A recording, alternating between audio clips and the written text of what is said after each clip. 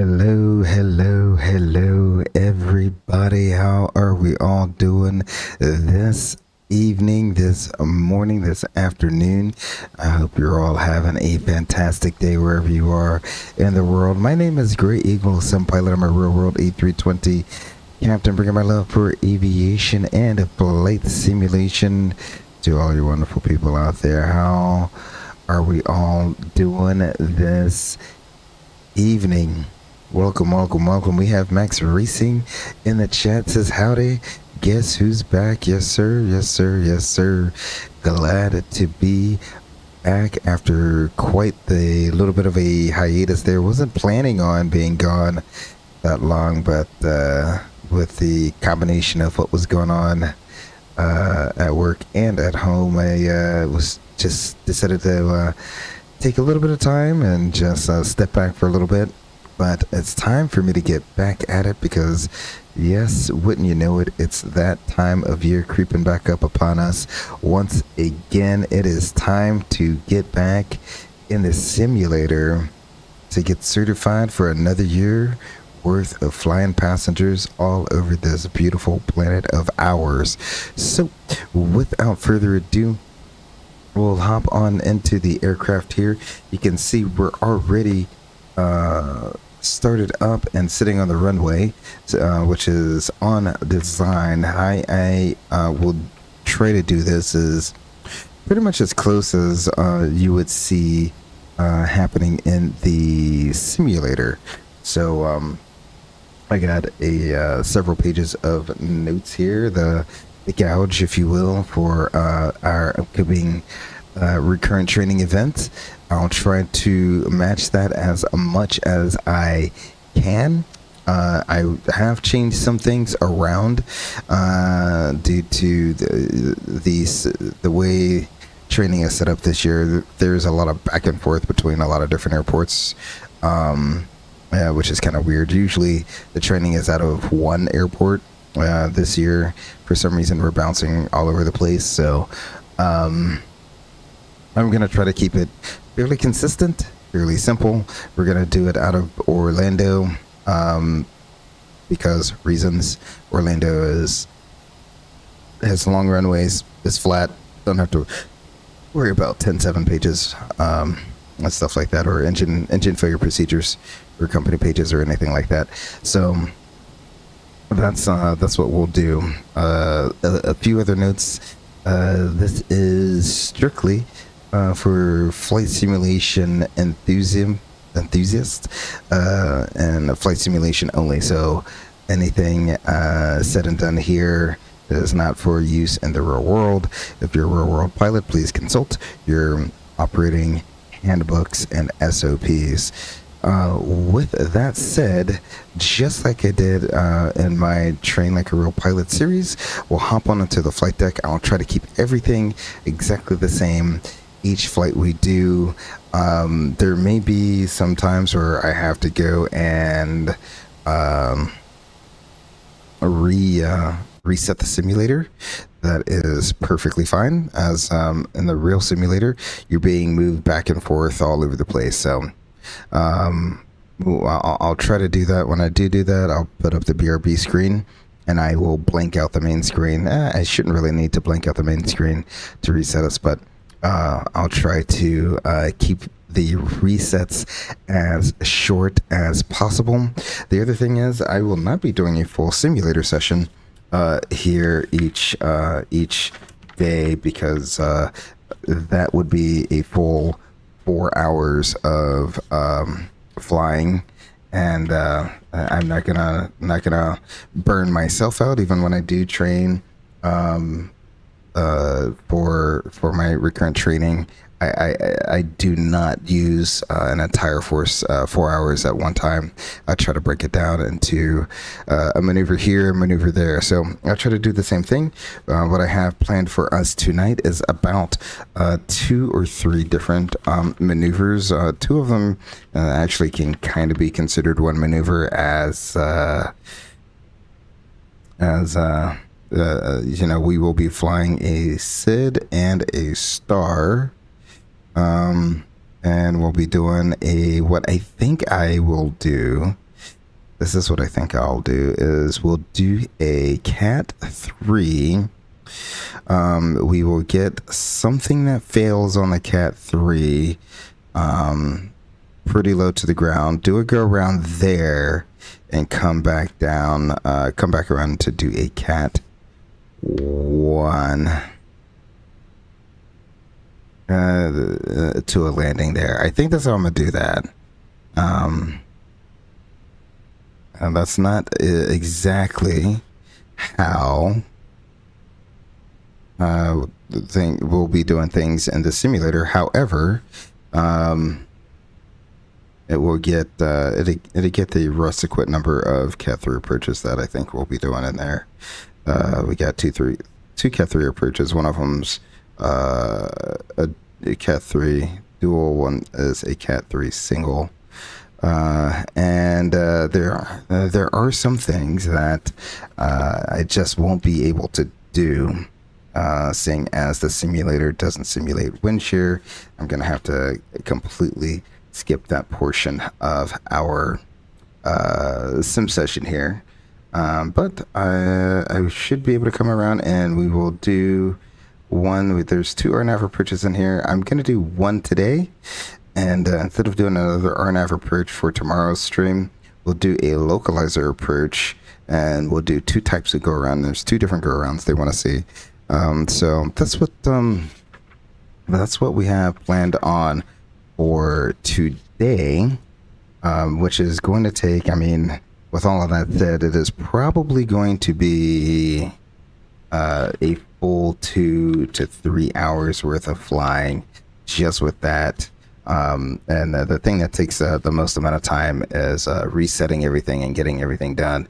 So the first one should be a pretty much straight through fly through all the way till we're back on the ground. Then after that, we will reset, get everything set again, and finish up with our RNAV RMP to a go around to come back around again. So that is what is planned on for today. Here's an question for you. When is the PTU inhibited with the parking brake on? That is when the PTU is inhibited. I find it nuts that this sim doesn't simulate wind shear. Yeah, it's and that would be a Microsoft thing more so than anything else. I don't think Microsoft can really simulate that. So and if they can, it's probably really hard for them to do. So without further ado, let's go ahead and get into our mass and balance. How I'll try to set everything up, I'll make it pretty straightforward. There's only one time where I'm gonna max everything out, and that is one very specific scenario where it's going to be a max weight engine failure. So we will do that accordingly whenever that time comes. We'll do 100 passengers, 1,000 pounds of cargo, and 10,000 pounds of fuel. We'll apply that to the aircraft. I didn't want a 5-minute load time. That was dumb. Alrighty. Reset. There we go. 100, 1,000. And 10,000. There we go. Fly load. It should be just instant. I don't know why it just asks you how you want to do that. There we go. Excellent. So we'll send that to the McDo, and we will go over to our departure performance here. What runway do I have us on? I already forgot. Oh, there we go. 36 right. So that's what our runway I have us on. So we'll do 36. Oh, nope.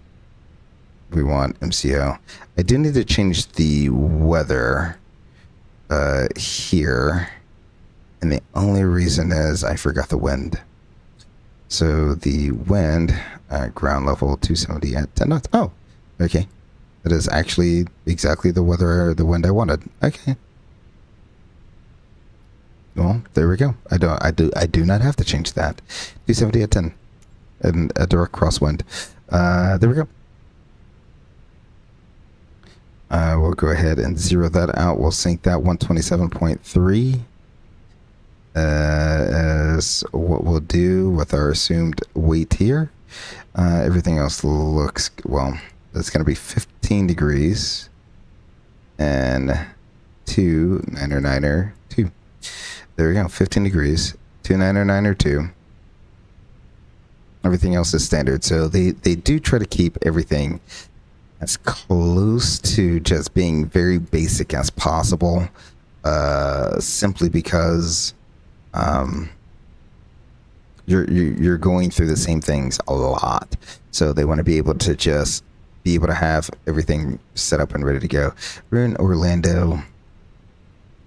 We go, let's call it Orlando to Orlando. How about that? We'll go ahead and throw that in there. We're going to be Fenix 320.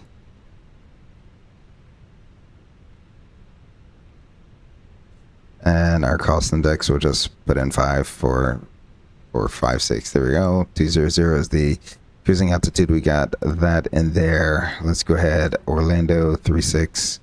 Did I say rate? Yeah. Rate? Yeah. So 36 rate for departure. We'll go ahead and put that in there.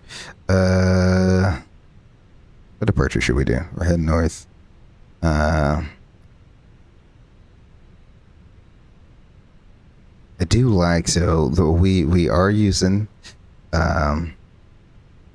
the big Fenix update, and I have to say I'm in love with this Fenix aircraft now.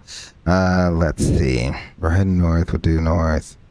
That's an and or above. Let's get one where we gotta make some turns and have some max speeds.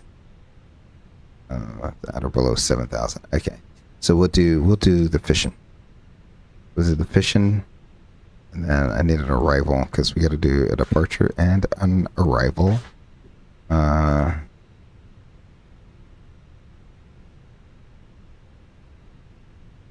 Grinch, maybe. I mean, it really doesn't matter. The arrival. I am grasping at things here.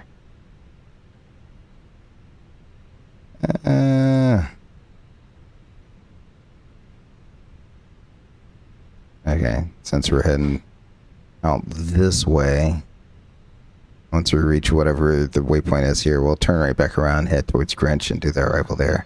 That'll be that. And we'll put 20, since I said that's our fake cruising altitude. Go ahead and put 20 in there. So this first spot that we're going to be doing is a takeoff, manual takeoff, with no autopilot, no auto thrust. This is really just a did I star?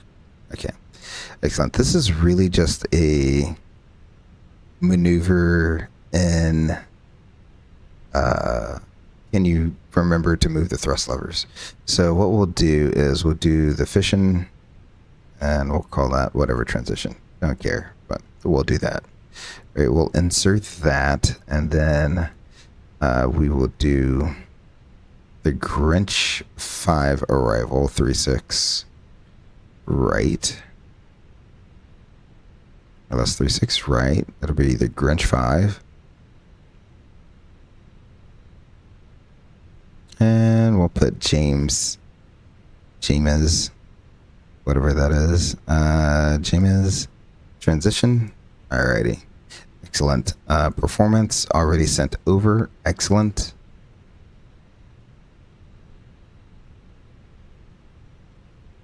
And of course I have my iPad up and ready for all the things that it needs to be. However, I only got 50% charge on it, so hopefully we don't burn through all the battery tonight. We'll go ahead and copy the active flight plan over. That all looks good, and normally all of this is done in the simulator. The instructor can generally just hit a button there. Everything loads in, and they will typically, they'll own the aircraft all the way up until Yeah, I know. I may have pressed that down too fast. All the way up until we are ready for takeoff. Everyone's ready for takeoff there. So there we go. We'll go ahead and get rid of that. We get that going. Everything looks good there. On the overhead, everything up there looks good.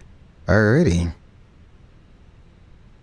So what we will do to get the auto thrust deactivated is we will just go ahead and well, what I'll do so I don't permanently deactivate it is when I bring it back to climb, we'll disengage the auto thrust and have to fly it that way. And that way I can keep on going, because otherwise then I have to reset the airplane so that we can do this CATIII. So that's what I'll do. And then we'll go ahead and fly it out like we don't have auto thrust. Let's go ahead and clear the company messages here. For initial, do you train with a training captain, or does the instructor sit in the left seat? Are you talking about your very, very, very initial type ride? Or not type ride, but your very initial FO training is what you're talking about. I think that's what you're talking about. It really does depend. So the order it's going to go is they will put you with someone who is going to be upgrading to captain. So that's their first preference. If they can find someone that is also upgrading to captain, they pair you together as a crew. You go together, you go through training as a crew, and it makes everything a lot nicer, because all the crew activities you can do together. They don't have someone that they can pair you with, then what will happen is then you'll get paired with another first officer, which is not ideal, because then someone has to sit in the left seat, and you're really splitting the time and not the best way. And then lastly, if there's no one else, then they pair you with a instructor. So that's how that is done. And so the instructor is not supposed to lead you on or coach you through anything. Sometimes it happens, but they're just there to do the check ride, just as you would do the check ride. So because they're an instructor, they already know everything that's coming, right? So it's no surprise to them, but they're not supposed to quote unquote know what's getting ready to happen. So alrighty, with that all out of the way, let's get this bird up and going. We have few approaches we got to get back into Orlando to do. So sim volume is coming up for you here. Hopefully I don't blast your ears out, but I tell you what, this Fenix just sounds so good. We can release the parking brakes.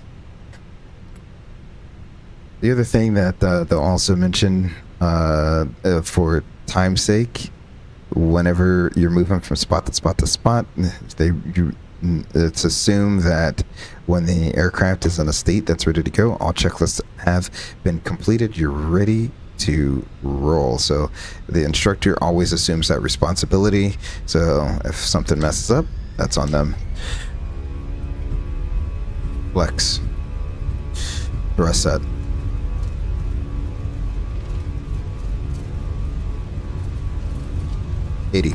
Checked.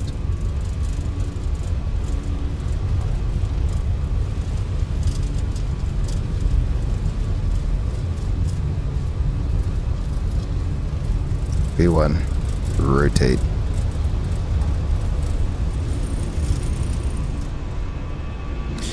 Positive rate, gear up.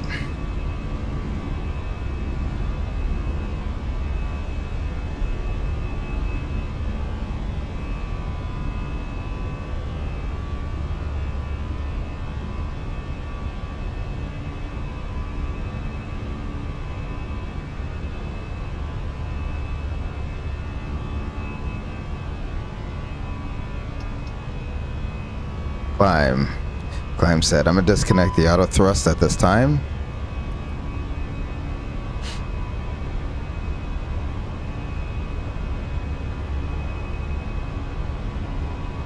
Flaps up after takeoff checklist.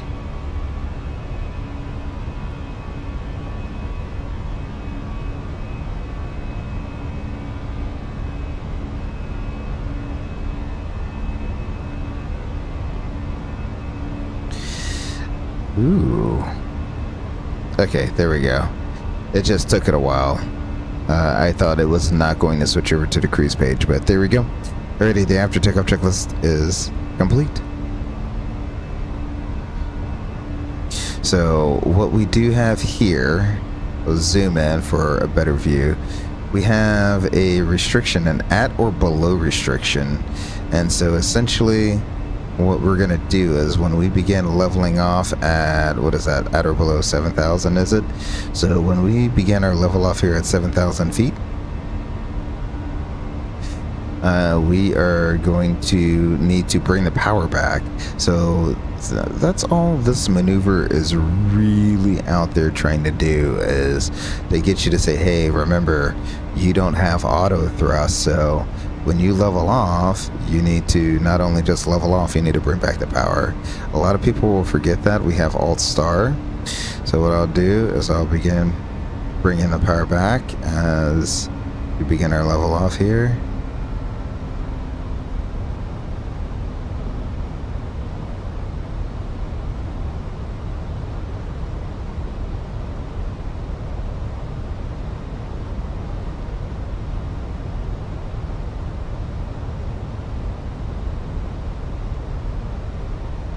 And there we go, just like that. Maybe bring it back a little bit more. It should be pretty spot on once you do level off. You don't really need to mess around with the thrust levers that often because the aircraft is really good at just maintaining its trajectory. We're past that speed restriction there. I'll bump the thrust up just a little bit. Might encounter a slight climb when I do. Then I will bring that trend arrows right where I want it. Start bringing the thrust back so that that trend arrow stays exactly on the speed I want.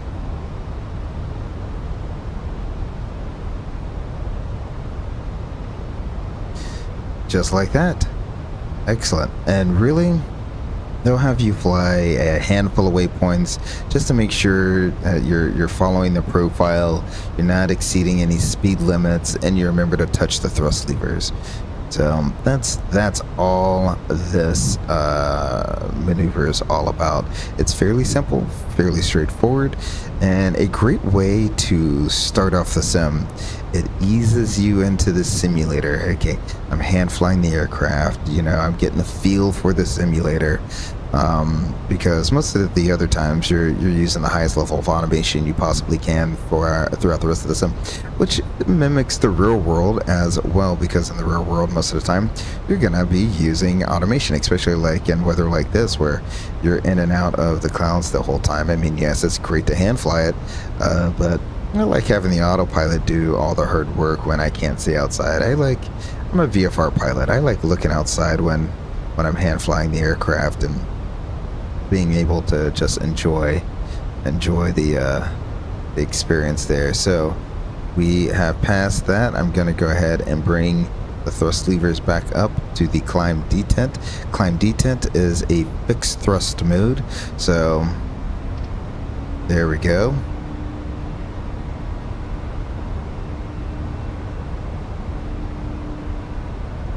And let me tell you, with the big Fenix update, she hand flies quite beautifully. Absolutely love flying this aircraft now that we have the update. So there we go. We did the whole thing there where we flew the departure. Now let's go direct to Bryce on their arrival, and we'll descend down to 5,000. So we'll go direct to what is that, Bryce, if I can find that. Won't waste too much time here. Bryce, we'll go ahead and insert that. Excellent. And we'll bring us on back down to 5,000.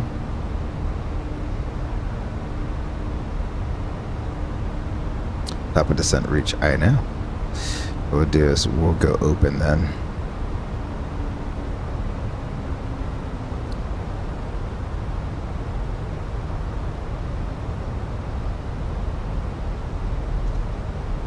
There we go. Idle descent for our open descent here. Beautiful. So 5,210 knots. Perfectly fine with us. We're very high on profile. That's to be expected. What I could do is bring in our speed brakes. Now we're in a 320 with the autopilot off, so we can actually get all of our speed brakes deployed. With the autopilot on, you only get half speed brake deployment. A lot of people don't remember that, but that is a thing that actually does happen there. So we're getting ready to cross circle D here, and what we will do is we'll just let the aircraft slow down to 210 knots naturally, and then we'll pull our speed at 210 knots. So you see we crossed circle D. It wants to slow to 210 knots, and we will slow up to 210 knots, not as aggressively as it wants us to, and then or it wants to slow down all the way to V approach speed. We won't need to do that. We will just slow up to 210 knots, pull our speed, and we must be turning over Bryce now. So as you can tell, very, very high, but you know, all about energy management. Again, the hand flown sit and star is all about actually being able to move the thrust levers at the appropriate time. So what we'll do now is we'll select 210 knots. Do not know what the box is trying to do, but that's quite all right.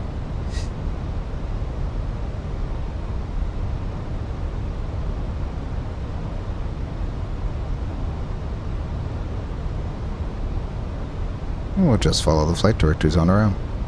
So really straightforward, nothing really too hard. Just remember to operate the thrust levers. That's the biggest part of this maneuver. So what I'll probably do is once we get on the downwind here, I'll probably put us in a flight freeze, adjust our weather to Cat 3 weather, which is really hard to do. I'm not going to lie. It's very, very hard to do Cat 3 weather here, because it's not like X-Plane where you can choose your RVR. You just are guessing what your RVR needs to be.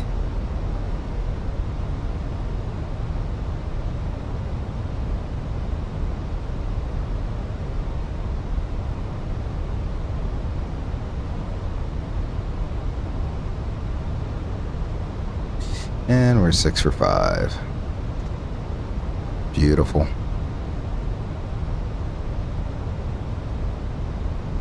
I'll bring this in volume back down to a more reasonable level.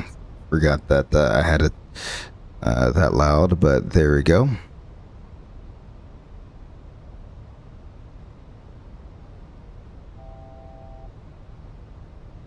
Beautiful. You want to hear that tone?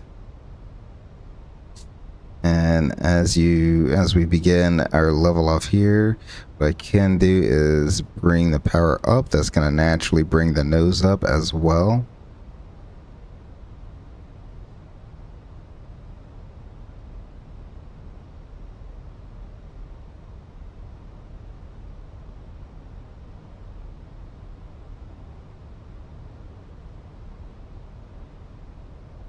There we go. And we're leveled off at 5,000 feet. And I'll bring just a smidge more power in. But really, very, very stable. Beautiful. Excellent. So let's go ahead and we'll put ourselves in like a flight freeze here. Let's check out our weather, shall we? What I'll probably do is we want that to be very low, very dense. Do the same thing here.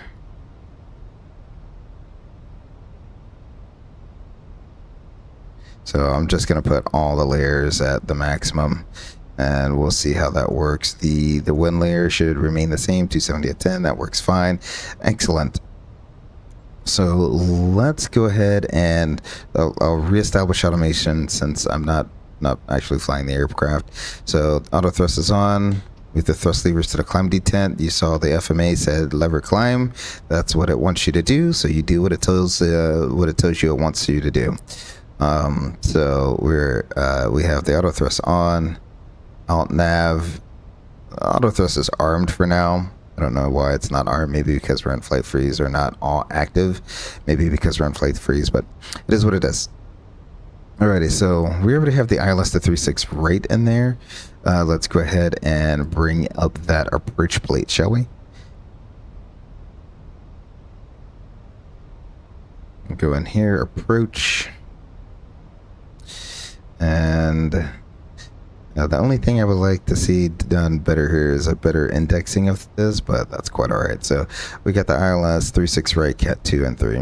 So you see, there's no minimums for Cat 3. Just need 600 RVR. That's all we need to do that.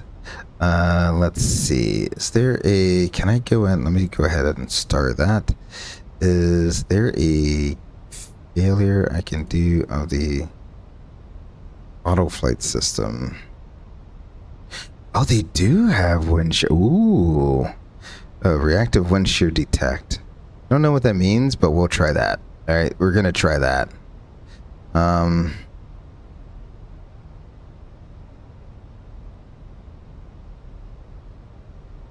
We'll fail autopilot 2.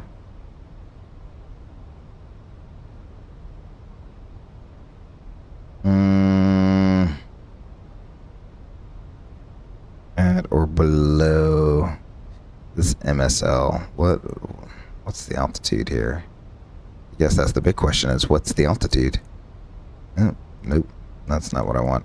I want to be able to... I want the home screen. Cancel. Home screen. Charts.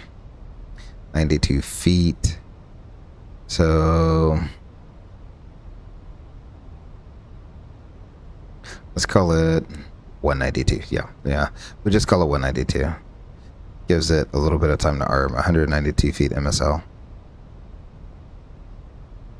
Autopilot 2 will arm it at or below 190 feet. There we go. Apply those changes. Excellent.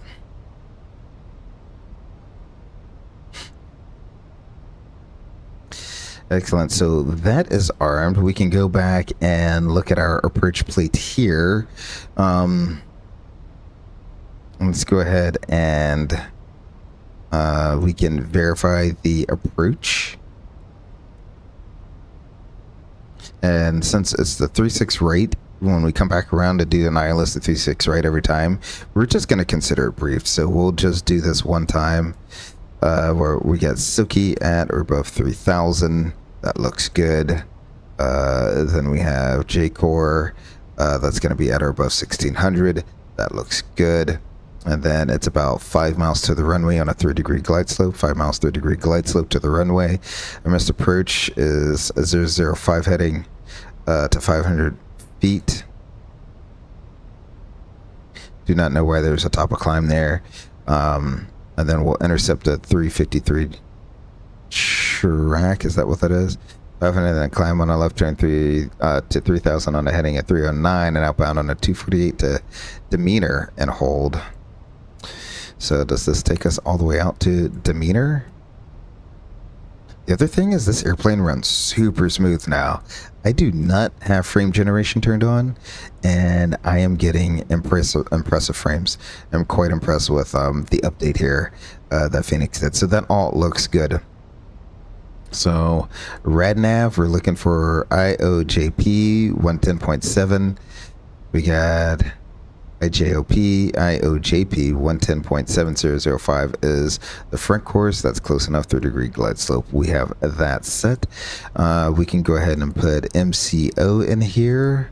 Runway 36 right. We'll go ahead and drop that in there, our perf page. It's going to be 29092.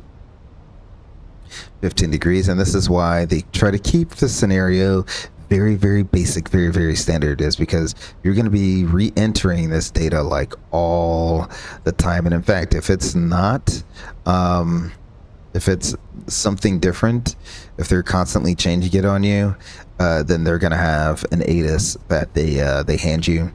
The ATIS will usually sit somewhere down here on the backside of the center pedestal, so that you always have a place to reference it. Let's see, and then our burial is going to be none. No. So we'll put note in the radio field because we're going to be doing a CATIII. Excellent. We'll use auto brakes medium because that works best in the simulators to bring the aircraft to a stop. Otherwise, it gets a little spicy. So there we go. We have all of that done. And now what we can do is we can ask our FO if he is ready for a briefing here. To which he says, yes, there's a few things with the CATIII that we do need to go over first. We want to make sure we have the RVR. That's the biggest thing. The minimum legal RVR. Oh, that's approach minimums. So we got CATIII dual. We can take it down to 300 RVR, but our approach chart says a 600 RVR. And if the approach is certified down to 600 RVR, we need a touchdown, mid, and rollout of 6, 6, and 3. Any two reporting or reporting will do. And if they are reporting, then they are controlling, which is touchdown, mid, and rollout. Advisory would be far end, and we can substitute the far end for rollout if that is missing from our report. So there's some things to note there. All the equipment thus far is working on the aircraft, so everything on the airport is working. We can plan on doing the CATIII ILS to runway 36 right. That's 21-6A. Did it 23 December 22. The frequency is 110.7. 005 is the final approach course. J course is at 1600. We do not have any minimums. The touchdown zone is 92 feet.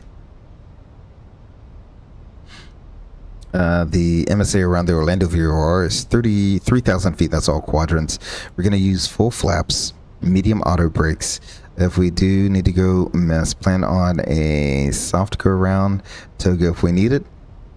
A climb to 500, then a climbing left-hand turn to 3,000 on a heading of 309 and outbound on the Orlando 248 radial to Demeanor. And hold. We'll continue to climb and hold. We got the air crew and aircraft certification radar for that looks good. And yeah, all of those notes look good. PAPI's on the left, ALSF2 lighting. Now, in terms of other things that we need to brief for a CAT 2 and 3 approach, they want to remind us that auto brakes would normally be used. We need to adjust our seat height to ensure optimum eye position for referencing possible visual runway environment cues. That's why it's hard to see because everything's super dark here. Let's see if I can turn on the dome light. Wait, does the dome light not work? Oh, the dome light doesn't do anything. Ooh, Phoenix, I found a glitch in the matrix. I have noticed that some of the lighting is off in this, but that's all right. It's quite all right. Everything else looks beautiful. I can let that slide. The rest of the airplane is just so good. I can let like some of the visual stuff slide. Auto thrust is required. The captain assumes the pilot flying duties prior to localize your capture. And then let's go down here. There's some mandatory things that we have to have in order to land. Both pilots will verify land enunciated green on the FMA, so we should see a land green up here. If we do not get that, no land green. If land does not illuminate, was going to be the call out that the first officer is going to make, since the captain always flies their approach. First officer say we no land green. That's an automatic go-around. Mandatory go-around considerations. If the FMA does not display a land green below 350 feet RA, if the auto land warning light illuminates during the approach, so I can't see it in the dark. I think it's that one. Ha, found it. So if that flashes at you, the FMA does not display flare at approximately 40 feet. The FO will call out no flare, and that's a go around. This is a big thing for FOs. If the captain fails to respond to the minimums auto call out or land green call out when using an alert height, that's for something different. The FO takes over flying duties. If the aircraft is in a position to land, in most cases, the safest course of action would be to complete the landing and rollout. So there we go. Then we have some other things here that remind us we already did that. We entered no in the radio field. An approach may be continue to landing even if the RVR drops below the minimums. The approach lighting system becomes inoperative.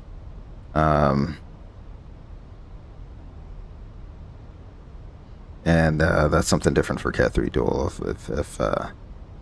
if we're doing something special there. Okay, so and then we have a chart and table for specific landing elevations for an auto land, so that works quite well for us. So that's what we'll do. We'll come in for this initial CAT3 approach. Hopefully we get this this autopilot that turns off, and that will force it to go around, and we'll come back around and do a CAT3 single. So that will be the plan. Let's go ahead, and we have that all briefed up. We're ready to go there. We did our backwards Z, double D, descent checklist. Altimeters is 29902, auto brake is medium. Prefer approach page is set.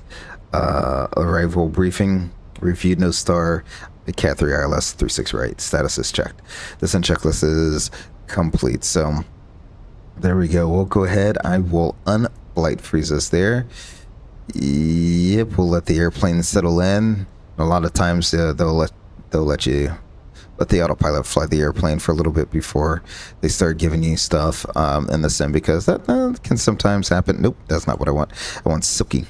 Because that too can sometimes happen in the sim where they release the airplane. It needs about 2, 3, 4, 5 seconds to stabilize out before you actually begin whatever maneuver it is. So there we go.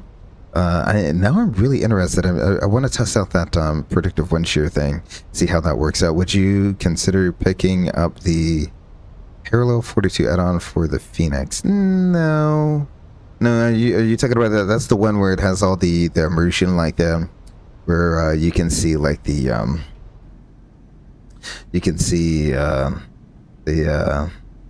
the vapor pulling into the engine, or the vapor pulling off the wings there whenever you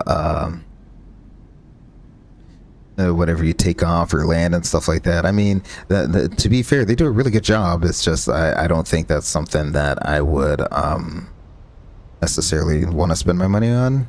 I know there are a lot of people who, I mean, without it, it's an immersion killer, right? So they gotta have it. I don't need it.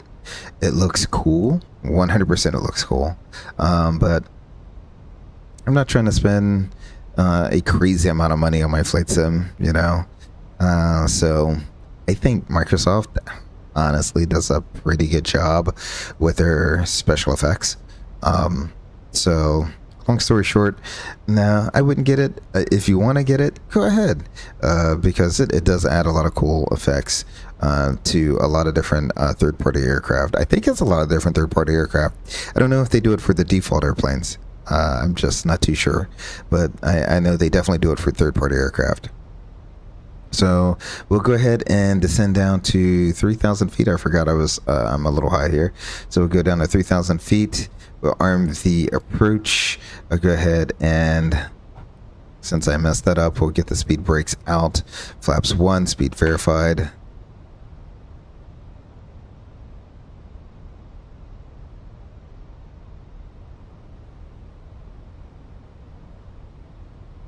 I wonder.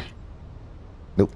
Okay, it does freeze it. I didn't know if it was a position freeze or not. That's quite all right. I think I could do it. I think. No. No.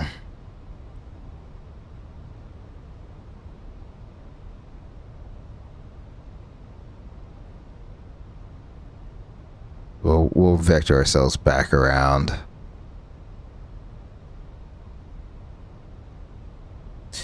Ooh. Oh, it caught both. Alrighty. Gear down. It did end up catching both. I did not think it was going to do that. That is quite alright. Our missed approach altitude is 3,000. Not a great way to set up for your approaches already. That's okay. Flaps 2.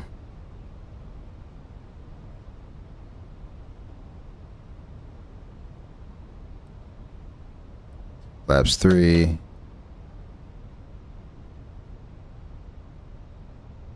And oh, those lights are absolutely killing me.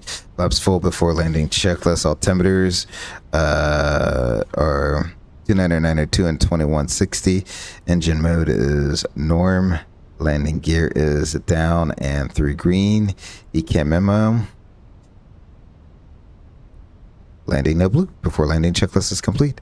Excellent. So now essentially we're pretty much going to be looking and making sure electronically that the aircraft is going to make a successful landing within the touchdown zone, pretty much from here until we slow down to about 50-60 knots. So the very next thing is we're going to have our 1,000-foot call out. We'll call out stable.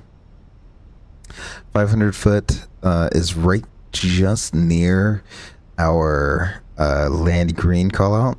Usually it's far enough away where you can make your 500 foot call out and still make your land green call out. So right now is the part of the flight where it's very, very quiet on the flight deck because we're all focused on ensuring the aircraft is going to land where it says it's going to land. Or the lights do that in real life, just flicker on and off randomly to stable to try and cause you to have a seizure. That's some sort of glitch with the lighting in the clouds. I have no clue why it's doing that.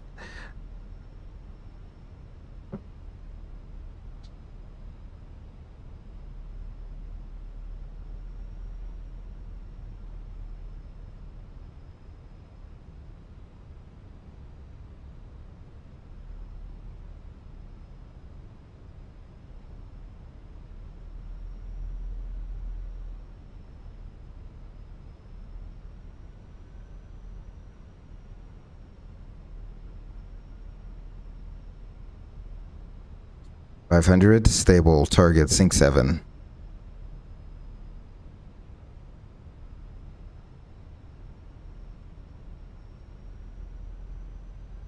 Land green.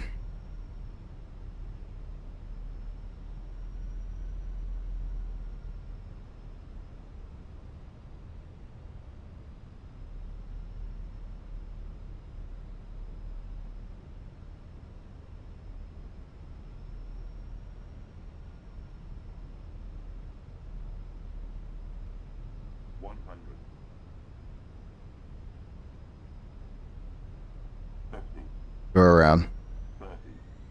Toga. Flaps 3.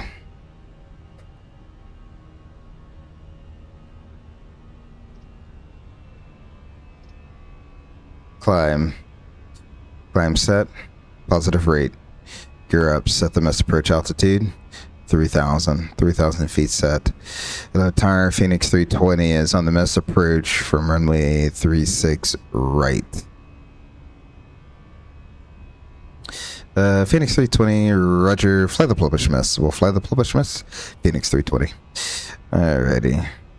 Flaps 1.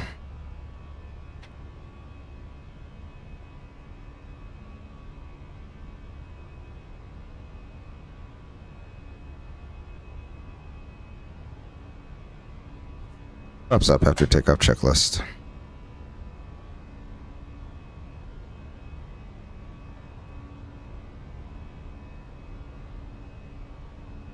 After takeoff checklist is complete. Excellent. So there we lost an autopilot. It took a while. I saw that we went from autopilot 1 and 2 to just autopilot 1. And then a few seconds later, we got the red flashing light. So remember, the red flashing light is one of the things that we need to automatically go around for. So that's why we executed a go around procedure. So now that we are missing an one autopilot here, what I'll do is I'll put us in heading. We'll begin our turn back down south again to get us heading that way, and then I'll flight freeze us one more time. But in the meantime, what we'll do is take a look, because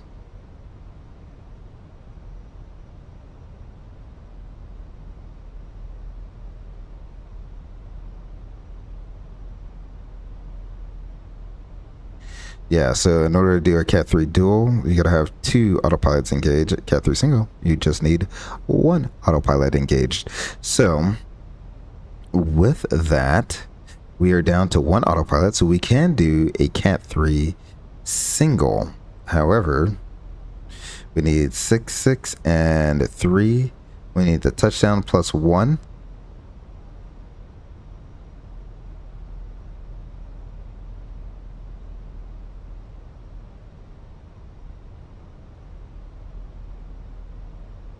Yeah, touchdown plus 1. So touchdown, mid, and rollout if that's reporting. And we can substitute the far end for rollout if we're missing that. So we're still good for a 663. We're just CATIII single now.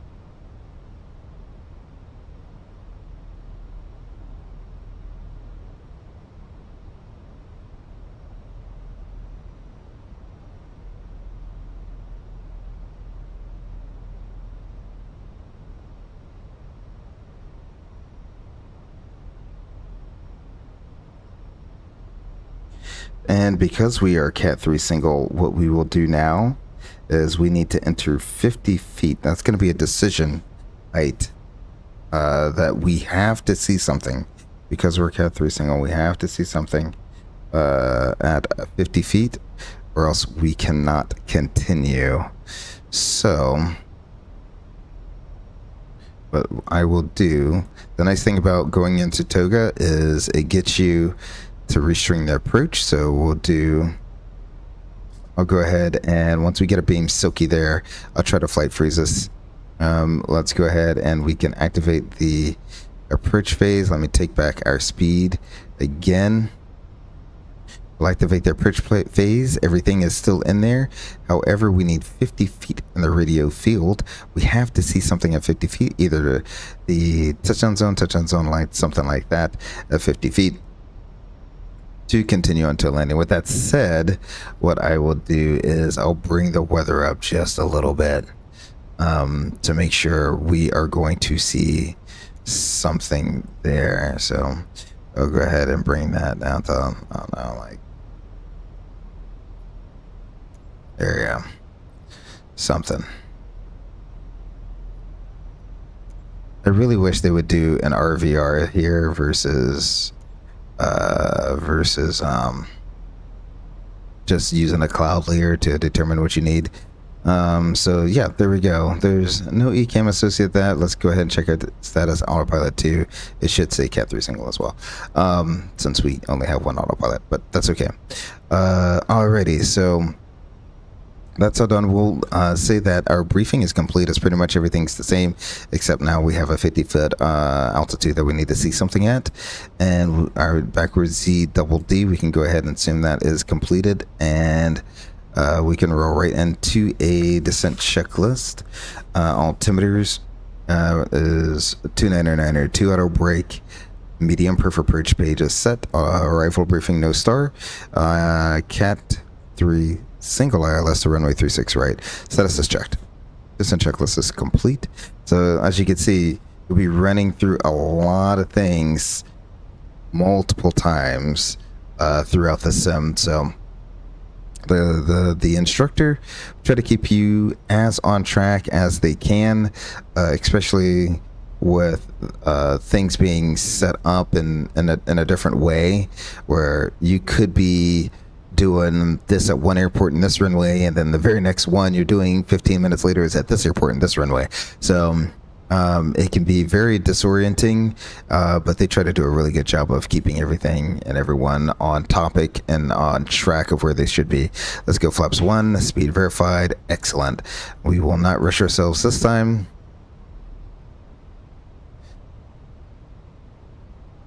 $170 knots is great in a 320. Our status is back up, clear stat. There's no changes, clear status. We'll clear our status. Flaps 2, speed verified. And let's go ahead and arm up our approach. We have Cat 3 single with 50 feet on a radio field there, so that is looking good. We'll take this one. I think we should be able to take this one all the way to a full stop landing here.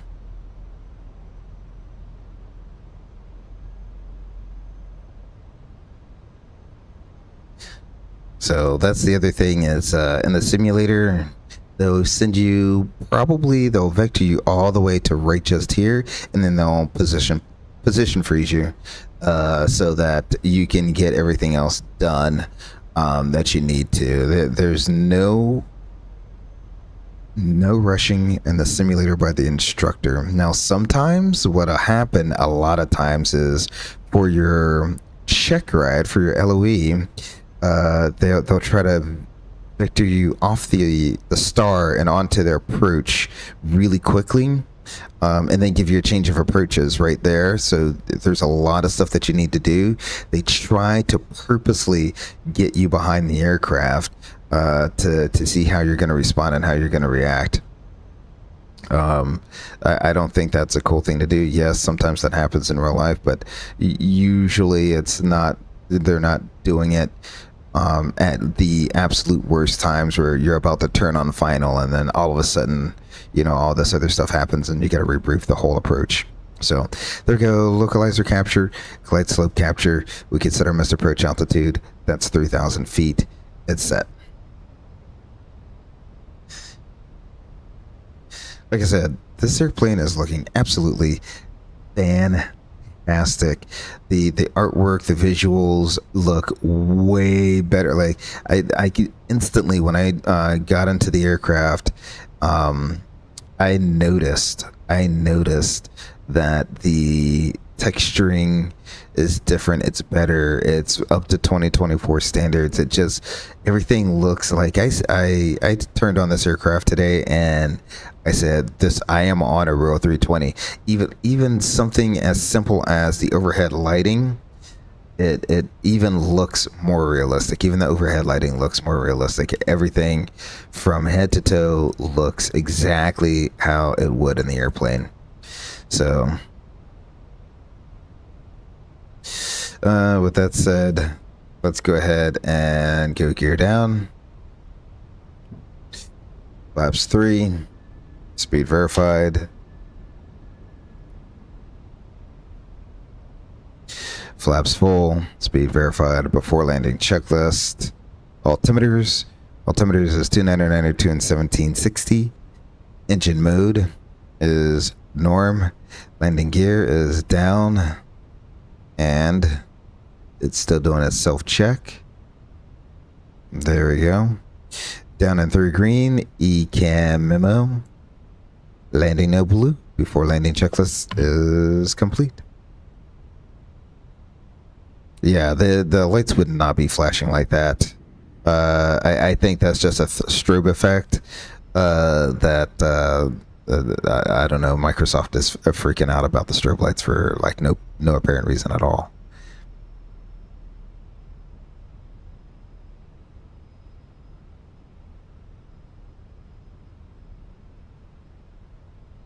Again, we're looking for the same thing. We're stable. So we're looking for land green at about 400 feet. And we're looking for flare at about 40.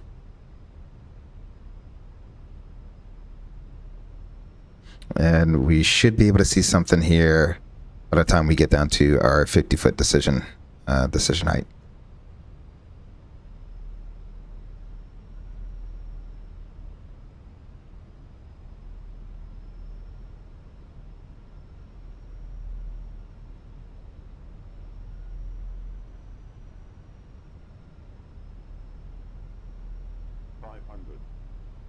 Stable target, sync 7. It said at that time.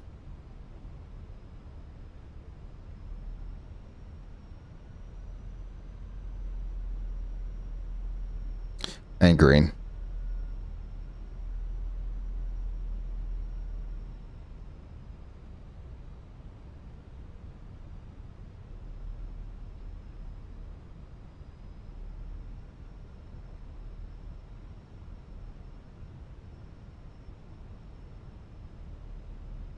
Above. 100. Approach lights. Runway, continuing. 30. 20. Set. Retard. Deployed.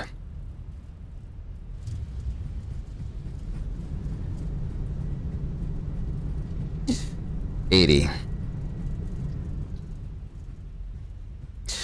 60. Autopilot's off. Beautiful. And that's how we do a auto land in the A320 series aircraft there. The initial approach we did was to a go around because we had a degradation in performance. And the second one there to a full stop landing. We'll set the brakes, and essentially what will happen is you get like a quick little debrief period there where the instructors say, oh, you could have did this better, or you should have said this call out versus this call out. We're none of us are perfect, so there'll always be something, a little something to debrief there. So let's go ahead and reset the sim here and head on backwards to the beginning of the runway here. Let's go main menu.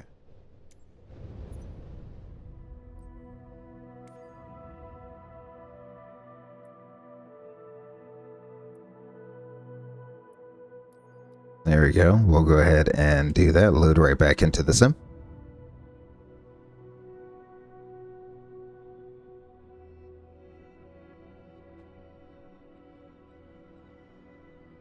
And the great thing is it really doesn't take too long with that happening like that. So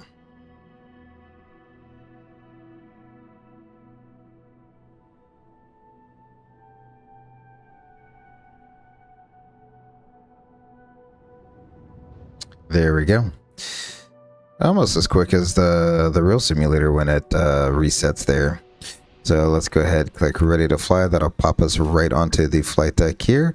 We'll give the aircraft a second to catch everything back up. Excellent. So that was really, in all actuality, that was like 4 things we did in one spot, right? We had to do a manually controlled, a manually flown SID, a manually flown STAR, a CATIII dual ILS with a downgrade to single for a go around to come back around and do a CATIII single to a full stop landing. So that was like, yeah, that was a lot going on there. Let's see. Let's see if this will work. I am very curious. If not, we'll take off and we'll do an RNAV approach. We'll do an RNAV approach, and then there's a very specific go around they want to see. So we'll do take off, come back around the pattern for an RNAV approach, either way, if this doesn't work, then we're still gonna come back around the pattern. If it does work, we'll do the thing and then come back around for an RNAV approach. If it does not work, we'll just come right back for an RNAV approach, and do that. And we'll do a go around. They want to see a very certain type of go around. It's not what you usually do on the line.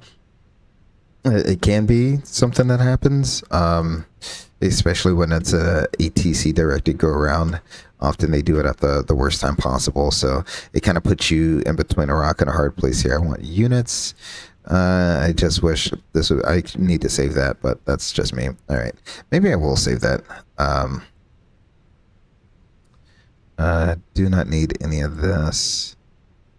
Nav and go around, AC switching. 1,000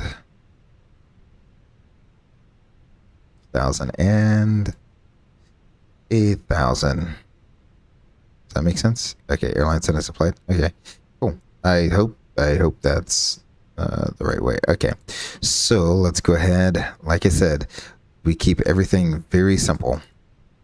100, 1,000, and 10,000. Pounds of fuel. Yep. We'll apply that loop.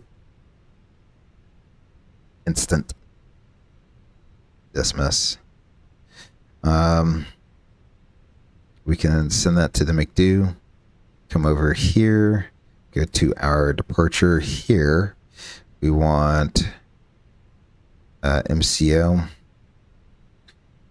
36, right? I think it is. We'll sync that 127.3 and 127.3.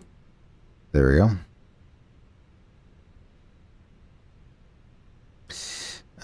15 degrees and 2992. Calculate that out. Send that to the McDo. We'll do the same thing. We'll come down here to init. We need MCO.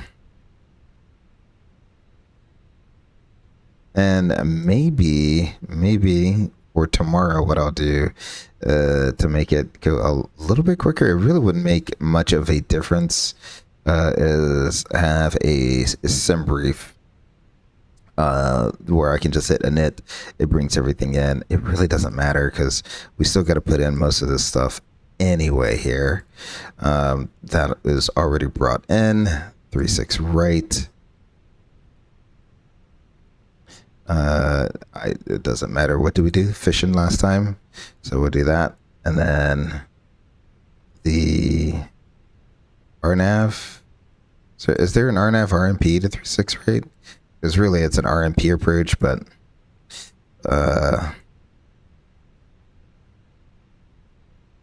what they have us doing this year is it is an RMP approach, but it is nothing special about the RMP. It's pretty much straight in. So you don't have to worry about really anything. So let's go ahead and look at approaches here. And I don't really have, everything's in RNAV GPS. So there's no RNAV RMP. Really? Zero RNAV RMP approaches? Alrighty. It is what it is. We can, it doesn't matter to me which one we do. As long as it's an approach. So it's pretty much going to be exactly like most approaches. The only thing special with the RMP is getting the RMP value correct. Is your airplane capable of going all the way down to 0.1, or is it not capable of going down to 0.1? That's really the only thing. So if it's not capable of going down to 0.1, then it's 0.3 generally. So we'll go ahead and for GPS approaches, you put 0.3 in anyway. So we'll go ahead and put that in. That's the only special thing that we have there. And I'll leave that approach chart up. So let's go ahead and look at failures. Oh, where was this? Was it an auto flight? I think it was auto flight. Oh, you know what? I think that's just a channel. Like, let's fail it.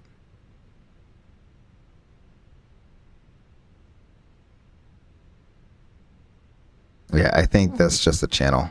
I don't think it really does anything special. I think it's just a channel. So, let's unfail it. Okay. Yeah, reactive wind shear detection.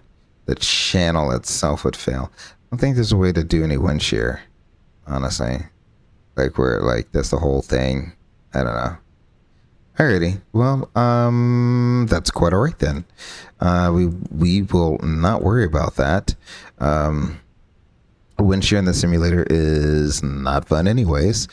So why would I put myself through that? Let's go ahead and do the RNAV 36 rate. That one. No star. And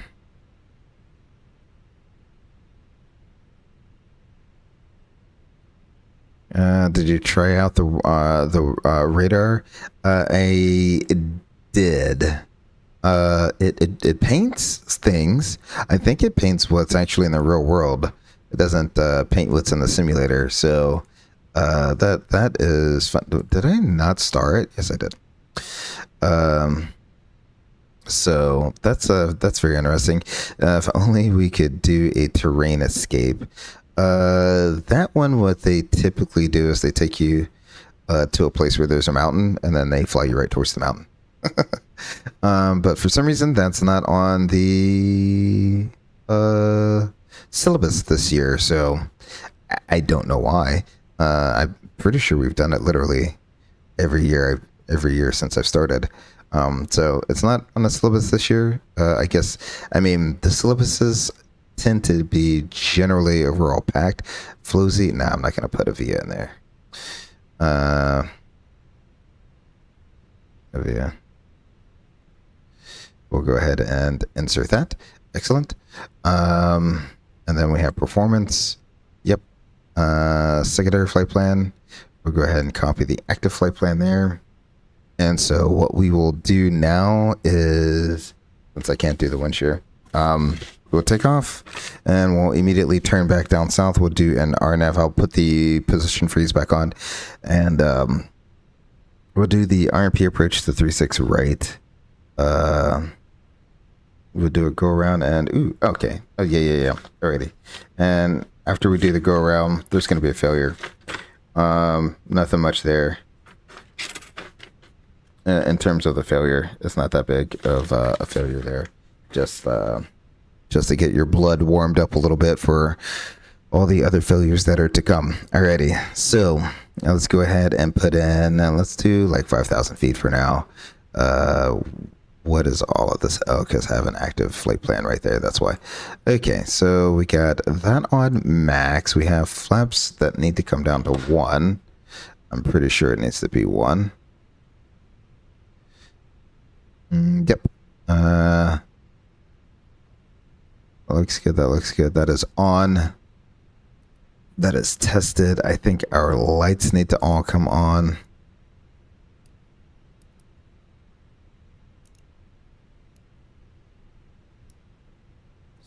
Alrighty. I think that is everything. I do not know why the weather is so bad.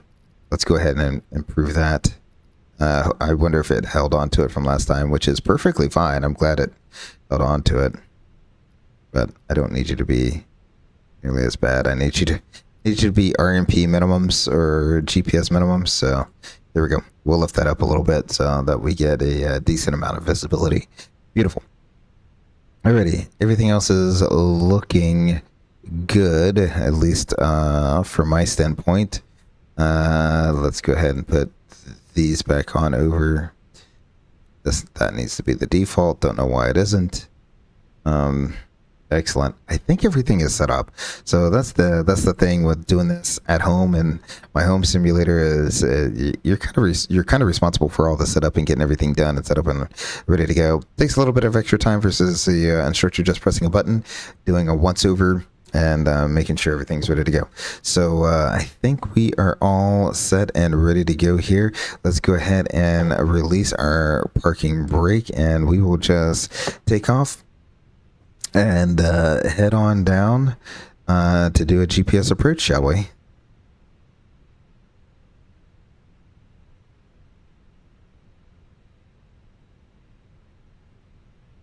Also, I think they did work with the external engine model because it is a whole lot more realistic as well. The amount of time it takes for the engines to spool up is perfect. Flex. Thrust set.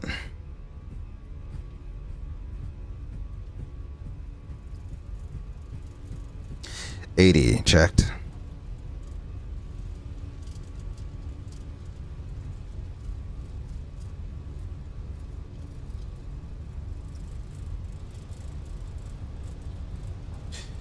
B1, rotate.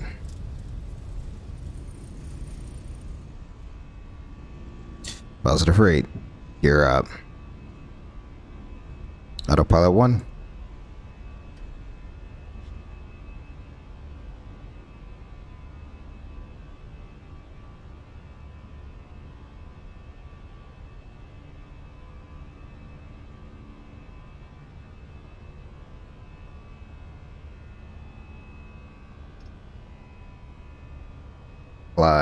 Climb is set.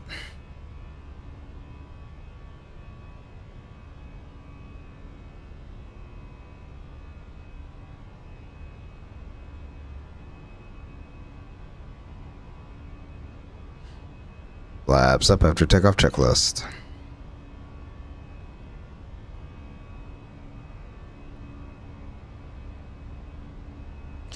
Maybe I plan on doing that. Maybe it's I gotta find a mountain to fly towards, but maybe that's something we do.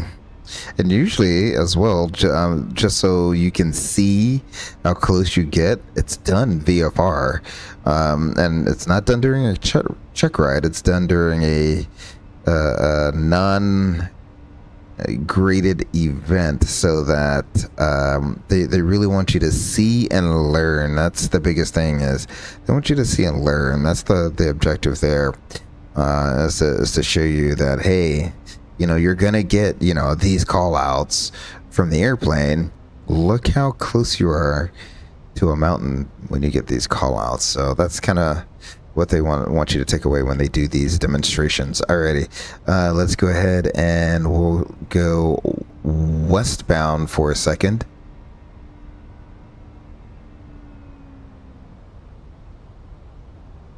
There we go. And then we'll go southbound, and once we're beam silky again, we can go ahead and plan on doing the RNAV GPS to runway 36 right here. While we're in the midst of that, let's go ahead and double check our routing here. So again, we're gonna have silky J-Core about 5 miles to the runway, so 3,000 and 1,600. We have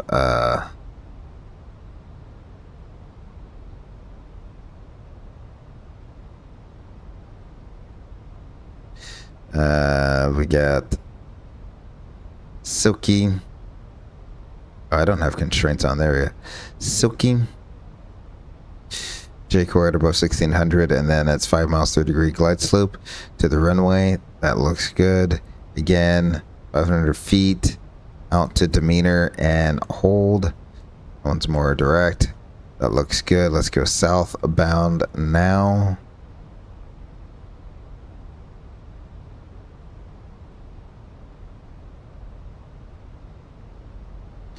We'll do 180 heading for now. So that looks good. RNAV, we'll hard tune ORL, since we're doing an RNAV GPS approach. We'll hard tune that.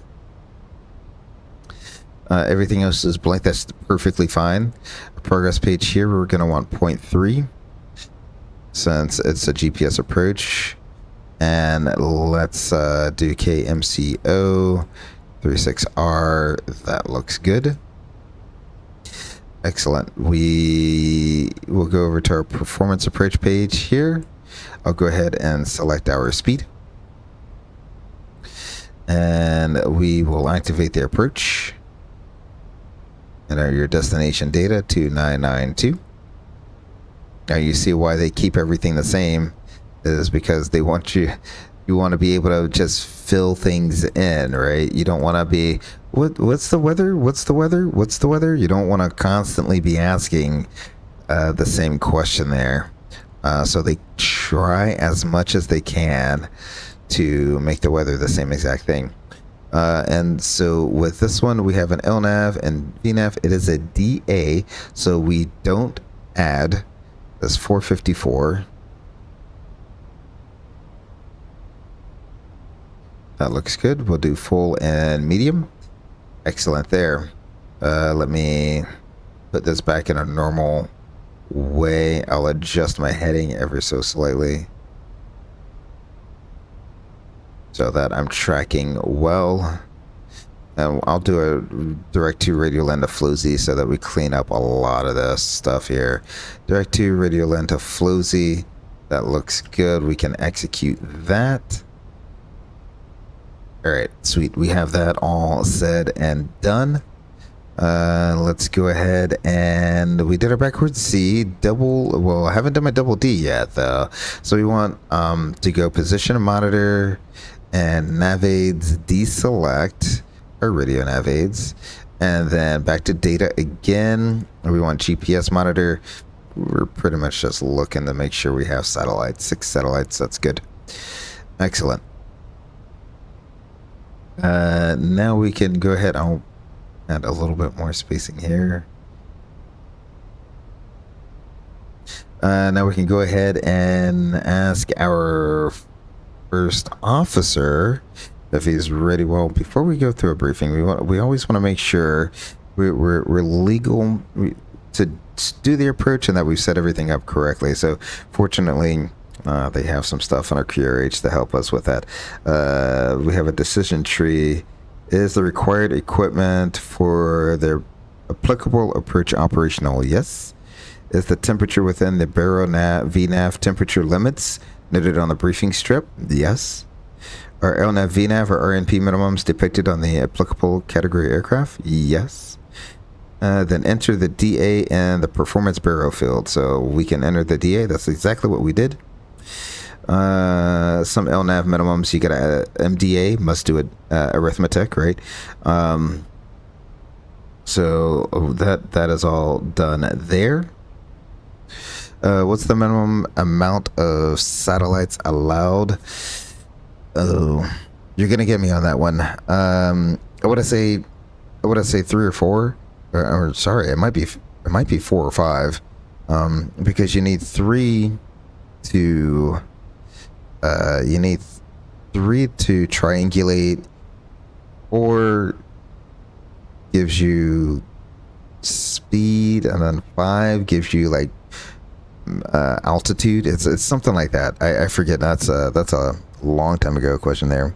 But what you do need on your flight plan, way down there in the NOTAMs, will be your rain prediction. So you do need a rain prediction for when you're expected to. Let me go ahead and flight freeze this before I get too far.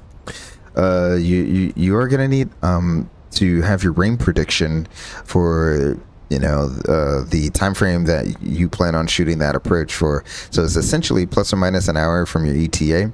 That's going to be when they give you your rain prediction. And your rain prediction just say GPS coverage is acceptable for shooting RNAV approaches. That's literally what the rain prediction will say. So that is what you need. If you do not have one, because for some reason you were planning on doing a GPS or RMP approach, well, you need to request from dispatch via the ACARS. So you can always ACARS dispatch and say, hey, I need a rain prediction, and they will send one to you. But it is on the flight plan as well. It's always going to be on the flight plan. Always, always, always. It's just in the flight planning software nowadays. So You don't have to really worry about it. You just turn to it, make sure you're within that time that they predicted you were going to be landing in whatever airport you were going to, and make sure that it says GPS coverage acceptable, and that's pretty much it. So let's see, weather less than 1,003. Okay, so yeah, then you need an autopilot on. Okay, so RNAV approaches. Yeah, that's one of the first things that tells you GPS range prediction from dispatch, if it's required. So there you go. We don't have to worry about RF legs since they don't have any on this approach. We're going to leave the LS push buttons off, constraint push button on, and the approach will normally, as always, be flown on the autopilot.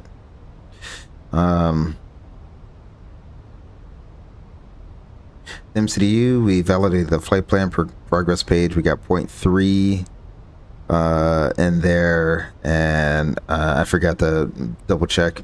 We're looking for GPS primary and high accuracy on both sides, so that looks good. We entered the minimums in the barrel field, and final lap is selected in LSK1. That should be done. We deselected the radio navs, and we referenced our GPS and nav. Okay, so that's what we're looking for. Is we're not looking for a number of GPSs. We're looking for a nav. That's what we're looking for. GPSs and nav on both of them.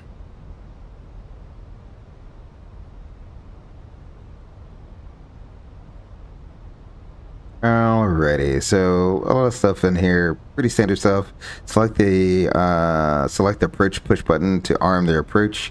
The FMA indication will say final and app nav, and we should get a VDEV indication. Prior to glide slope intercept, use descent open descent or vertical speed until we capture the final. Use 10 nautical miles on the ND scale. And that's just to ensure, since you're really navigating via GPS, you have this, but the map makes it easier to see when you're starting to track off course. The pilot monitoring will monitor the cross-track error, or the LDEV, on the and the MD MCDU for error messages. So they'll typically also be able to see if there are any error messages on here that pop up. After glide slope intercept, ensure the FMA says final lap. Set them as approach altitude. Ensure the autopilot is disconnected no later than 250 feet above ground level. Pilot monitors the ND and MCDU for error messages, cross-track on the ND and PFD, and PFD for vertical deviation. The pilot monitoring will call TREC if the cross-track error reaches 0.2 nautical miles, or half the RMP value. So if you have an RMP of 0.1 and you're already starting to look at 0.05, then that's what the half of the RMP value is. After, or let's say you have a 0.11. Okay, so the math can start getting real funky if you have 0.11, stuff like that for your RMP values. I wonder why they called RNAV instead of a RNAV. I have no clue.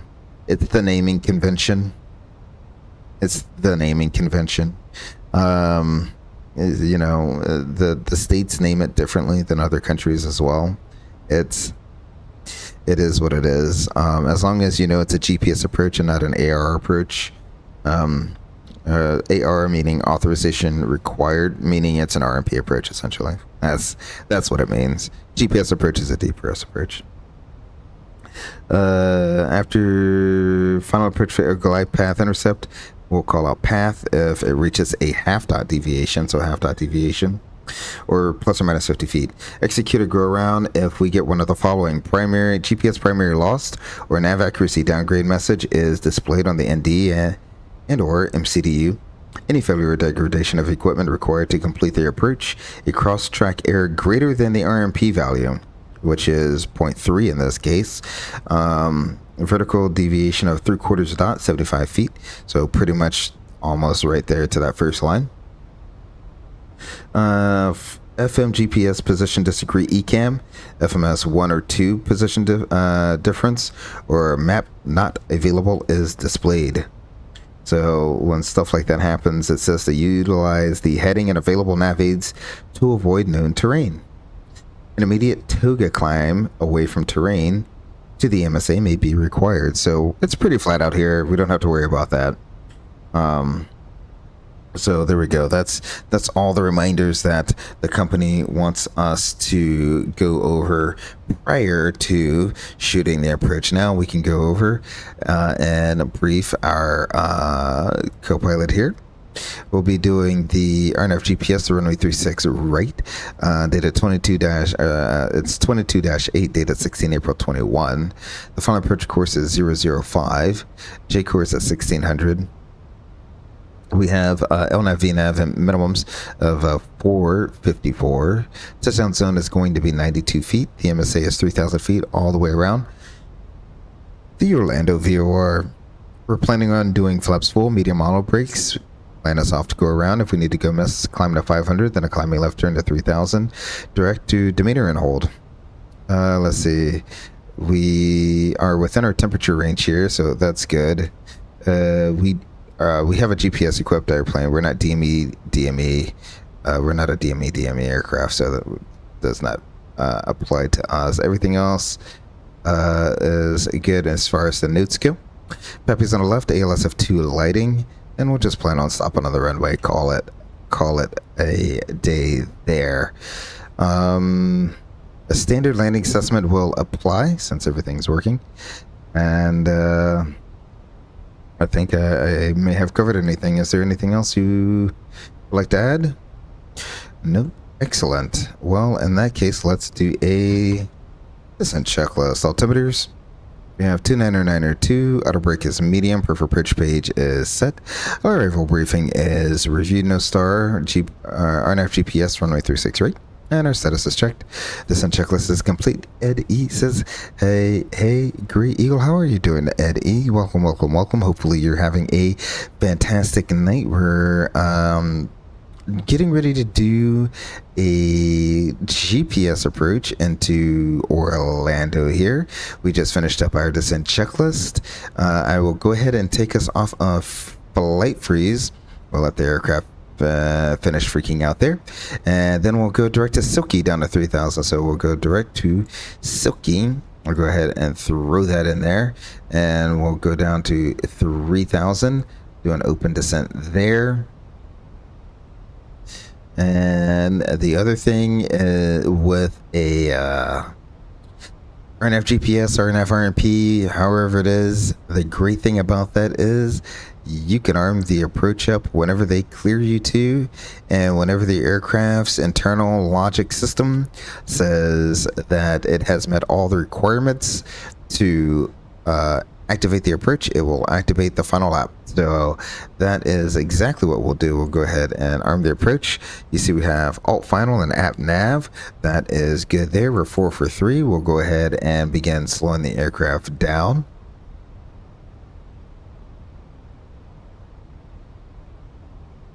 Beautiful.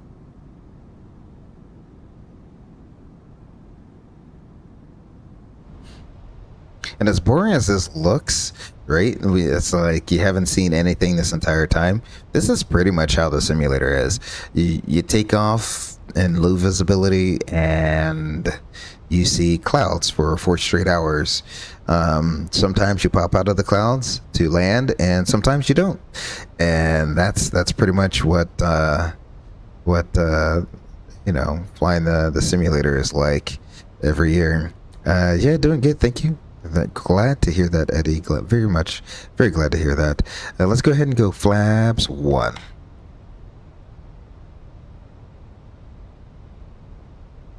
And then we'll slow it up. Once we level off, I'll just go ahead and slow up to 170 knots. That puts us in a very good position here.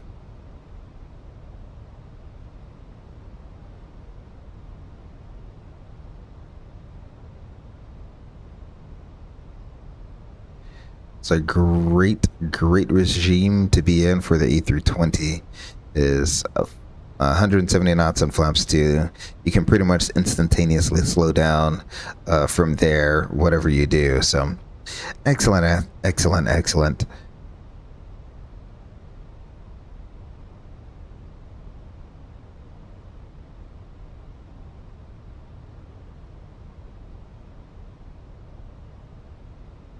All right, flaps 2 speed is verified. Technically, what I could do is take us down to 1600 and manage. There we go. We're just waiting for our alt constraint now.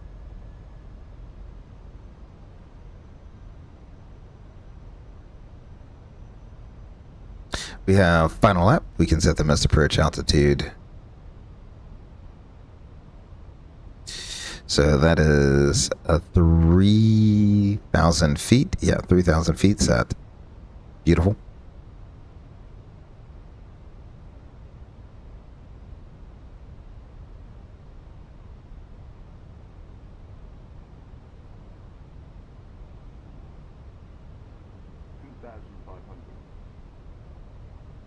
Radar altimeter is coming alive. Go ahead and manage our speed. Gear down.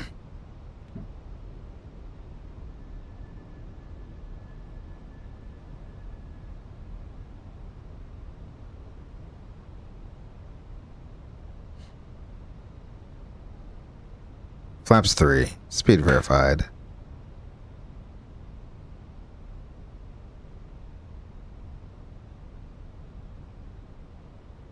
Flaps full. Speed verified. Before landing checklist. Before landing checklist. Altimeters 29902 1880. Engine mode norm. Landing gear is down and 3 green. ECAM memo is landing no blue. We are all set and ready to go. Fenix 320 Orlando Tower. Cancel landing clearance. Climb and maintain 3,000 feet. Alrighty, so we'll go ahead and cancel our landing clearance. We're above 1,000 feet, so no reason to do a full toga go around. So we'll go ahead and level off. We have 3,000 feet selected. We'll go ahead and do an open climb. And then we can go ahead and go flaps 3. Gear up.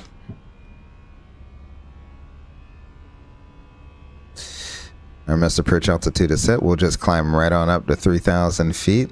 That's the great thing about the Airbus is it will maintain a speed at or greater than its characteristic speed. You don't have to worry about, you know, stalling the aircraft or anything like that. So now we have that. Let's go ahead and select, let's call it 210 knots, shall we?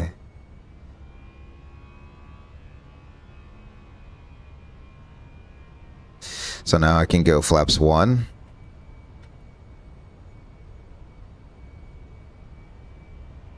So we're maintaining 3,000. We're flying the approach course all the way to the mist here. And then it should cycle us on through to the mist. So the biggest downside, we can go flaps up after takeoff checklist at this point.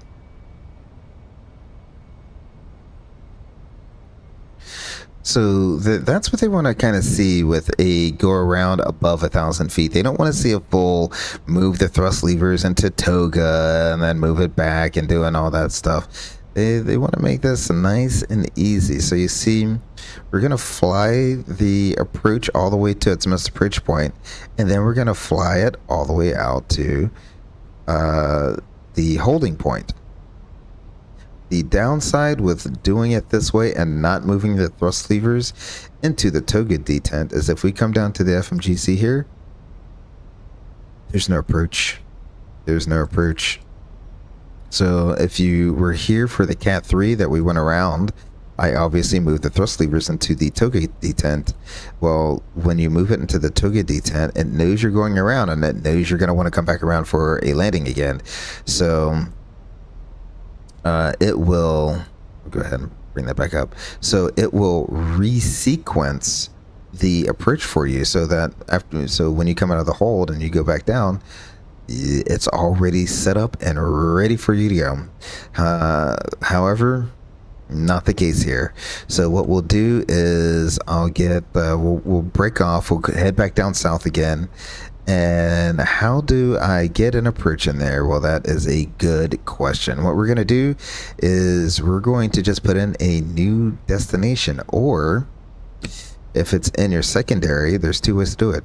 You can either come in here and say new destination, or if you have a secondary flight plan, you can activate that secondary flight plan. Boom. Now you have all your old fixes in there. You can proceed direct to Floozy, radial N, insert. Now you're done. Perfect. So those are the two options you have in terms of how to get your flight plan back when you do they don't really call it a go around. It is a go around. They call it a go around above 1,000 feet. But really, you're just kind of leveling off because you have so much space between you and the ground. You're just kind of leveling off and then doing a nice gentle climb, because a lot of times, let's say that the missed approach altitude was 2,000 feet, 2,500 feet, right? Or 2,000 feet. Then if you go to Toga, that airplane's going to go all the way and pitch all the way back up, even though you need to climb 100 feet, 200 feet, 300 feet, something like that. So what they want you to do is, instead of doing that, just level off the aircraft, spin in an altitude, select that altitude, and go open climb, and then you can set whatever speed you want after that. You want to climb out at 200 knots, feel free to climb out at 200 knots. It is what it is at that point. So that's what they want you to that's what they want to see here. Oh, I do need to re-enter my destination data for all intents and purpose. Well, we've already briefed the approach, no reason to go back and brief it again. We'll do 2992. Go ahead and set that in there. 15 degrees, 270 at 10, as we put in before. It is 454 our minimums. And let's go ahead and make sure we get 0.3 accuracy high, GPS primary. That looks good. RNAV still deselected. Yeah, they're still deselected. Okay. And then our GPS is RNAV, so that's good. So all is set right there. And what we'll do is we'll go back out to Silky, come back around, and we'll shoot our GPS approach to a full stop this time, and we will call that a day. So we won't do like any final replays or anything like that. I tried to record something earlier today. I was trying to do a recording so I had something to use to go back and get a screen capture for the little thumbnail that I need for YouTube. And I don't know, the replay, flight recorder replay, flight control replay, something like that, it made the sim unflyable. It introduced a bunch of stutters. So I don't know if flight control replay is playing nice with the simulator right now. Oops, I don't know what button I hit there, but that is what it is. Alrighty, we're pretty much just a beam Silky there, so we'll go direct to Silky. And we'll call that. We'll go 1600. And we will manage. The approach. Flaps 1. Speed verified. If we didn't do it, you can always go back through and do another descent checklist. Altimeters, we have 2992 and 3000. Auto brake is low. Preferred approach page is set. Arrival briefing reviewed, no star. RNAV GPS 36 right. Status is checked. Descent checklist is complete. So yeah, I'm trying to use this time the best I can to break the simulators into smaller sessions, because like I said, it can be grueling sitting here for 4 straight hours doing nonstop procedures. So we'll do this tomorrow. I think I'm gonna try to mix it up a little bit because they actually have us doing, it's really weird. They have us on day 1 doing 2 GPS approaches, which is really out of the ordinary. They usually try to hit all the approaches up, so usually you end up getting a GPS or an RMP, and then you get a localizer or VOR. Sometimes you get both of them, and usually you're getting a lot of Cat 3s. You'll get a Cat 3, and then you'll do a few Cat 1s, but those Cat 1s are single engine. So tomorrow, which is usually, that's the time after the break, right? So they give you time to acclimate to the simulator and get acquainted with it, and for the first 2 hours, and then after your break, the second 2 hours is engine failure time. So that's what we can expect tomorrow. We can expect some engine failures in the vicinity of the Orlando airport. So let's go ahead and begin slowing on down. I'm breaking my own rule here, 170 knots. Let's go ahead and we can drop the gear. We have final app. We can set the missed approach altitude.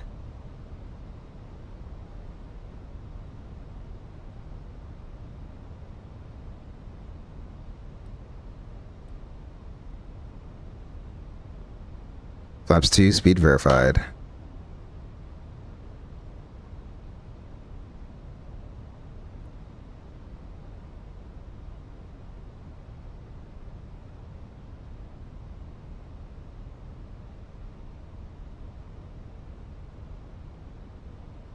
Flaps 3, speed verified.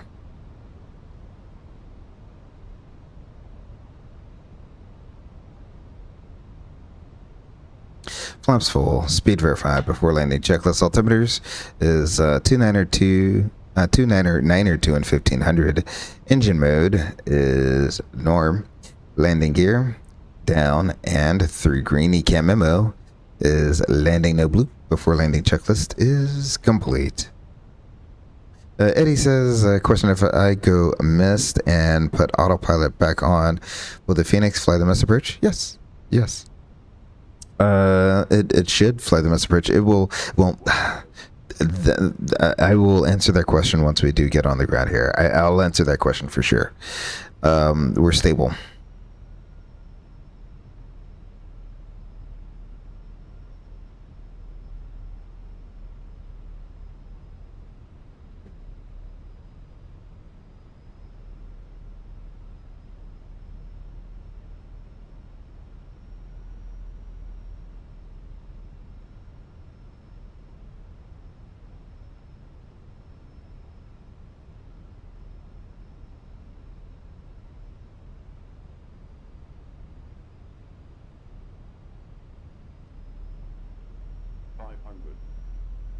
Stable target sync 8.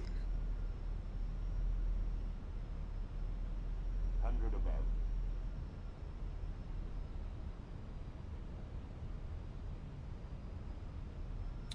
Approach lights. Should say continuing. Runway. Autopilot's off. Really do wish there was a way to control the weather a little bit better in Flight Sim. That's quite alright. 100. 50. 40. 20. Retard. 5.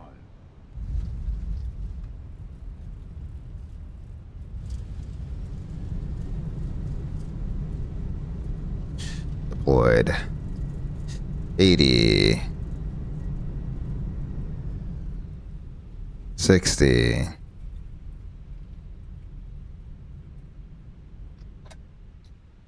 Bring that all the way to a stop.